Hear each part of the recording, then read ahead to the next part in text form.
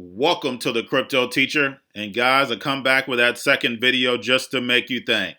And basically we had the Apple event today, the iPhone 12, and what was the feature? All the news was talking about is 5G. And guys, we know 5G is not good for us, especially when they actually start doing the millimeter wave. And we know that is what? A military weapon. So we definitely see us going in that direction. How are they going to expose it?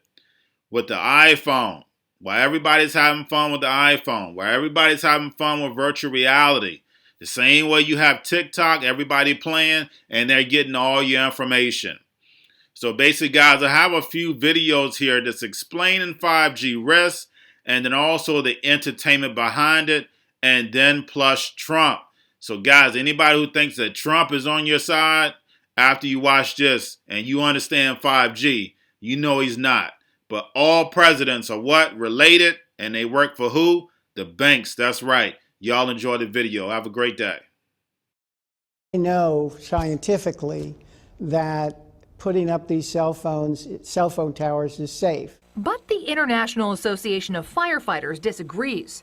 They began opposing cell towers on fire stations after firefighters complained of health problems. These firefighters developed symptoms. Dr. Gunnar Heuser conducted a pilot study on firefighters at a station with cell towers. And the symptoms included problem with memory, problem with intermittent confusion, problem with weakness. Heuser says their brain scans suggest even low-level RF can cause cell damage, and he worries about more vulnerable groups like kids. So we found abnormal brain function in all of the firefighters we examined. So, following lobbying by firefighters, Cork and his co-author exempted fire stations from their bill, making them one place cell companies couldn't put a tower. This is the first piece of legislation that I think anyone's aware of where somebody got an exemption because they were concerned about health. Did they tell you at all about the study? All I know is that when the firefighters ask,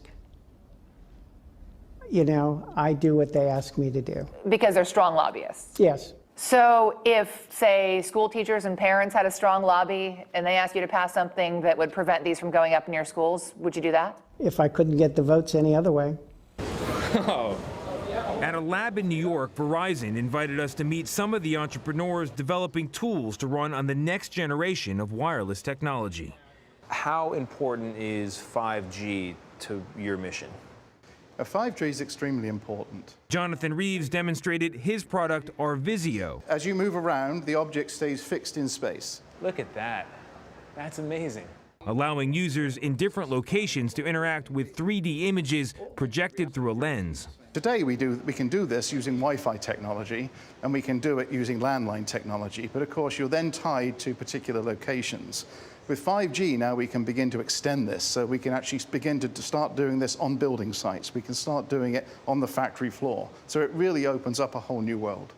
I want to thank you all for being here to discuss a critical issue for our country's future. Winning the race to be the world's leading provider of 5G cellular communications networks. It's all about 5G now. We were 4G and everybody was saying we have to get 4G. And then they said, before that, we have to get 3G, and now we have to get 5G, and 5G is a big deal, and that's going to be there for a while, and I guess at some point we'll be talking to you about number 6. What do you think? Do you think that's true, Ajit? But right now, we want to be the leader in this. We're the leader in almost everything else, and we're grateful to be joined by FCC Chairman Ajit Pai, who's been doing a fantastic job, and Deputy Secretary of Agriculture, Stephen Sensky. Thank you very much, Stephen. Appreciate it. And tell Sonny hello. He's doing a tremendous job, really tremendous. Secure 5G networks will absolutely be a vital link to America's prosperity and national security in the 21st century. 5G will be as much as 100 times faster than the current 4G cellular networks. It will transform the way our citizens work, learn, communicate, and travel. It will make American farms more productive, American manufacturing more competitive, and American health care better and more accessible. Basically, it covers almost everything when you get right down to it. Pretty amazing. And just as 4G networks paved the way for smartphones and all of the exciting breakthroughs They made possible so many things. This will be more secure and resilient. 5G networks will also create astonishing and really thrilling new opportunities for our people, opportunities that we've never even thought we had a possibility of looking at. We cannot allow any other country to outcompete the United States in this powerful industry of the future. We are leading by so much in so many different industries of that type, and we just can't let that happen. The race to 5G is a race America must win, and it's a race, frankly, that our great companies are now involved in. We've given them the incentive they need. It's a race that we will win. In the United States, our approach is private sector driven and private sector led. The government doesn't have to spend lots of money.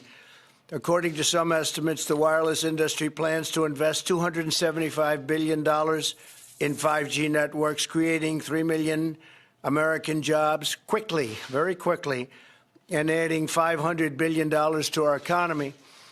And as you probably heard, we had another alternative of doing it. That would be through government investment and leading through the government. We don't want to do that because it won't be nearly as good, nearly as fast, and especially in that business, I think that they'll be better doing the job than a lot of the folks that we know and love. To accelerate and incentivize these investments, my administration is focused on freeing up as much wireless spectrum as needed. We're going to free it up so they'll be able to get out there and get it done, and removing regulatory barriers to the build-out of networks. As Chairman Pai will discuss with you in a moment, the FCC is taking very bold action, probably bolder than they've ever taken before. It's a new frontier to make wireless spectrum available.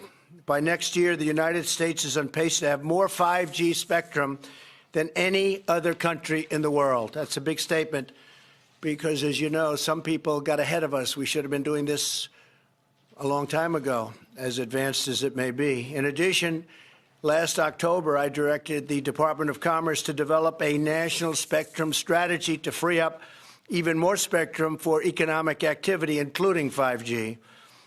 The FCC has also taken action to streamline the permitting process for 5G infrastructure with state and local governments. That's a big deal.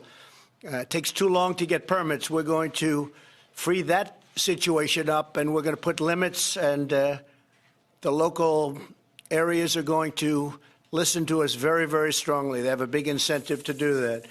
They must now approve new physical infrastructure within 90 days instead of many years. It can sometimes take 3, 4, and 5 years. We're going to put a limit of 90 days. And there is now a cap on the unreasonable fees local governments often charge. They get greedy.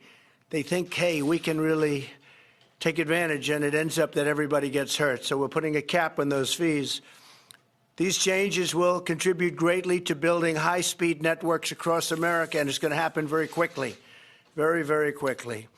By the end of this year, the United States will have 92 5G deployments in markets nationwide. The next nearest country, South Korea, will have 48. So we have 92 compared to 48, and we're going to accelerate that pace greatly. But we must not rest. The race is far from over. American companies must lead the world in cellular technology. 5G networks must be secure. They must be strong. They have to be guarded from the enemy. We do have enemies out there, and they will be. They must also cover every community, and they must be deployed as soon as possible.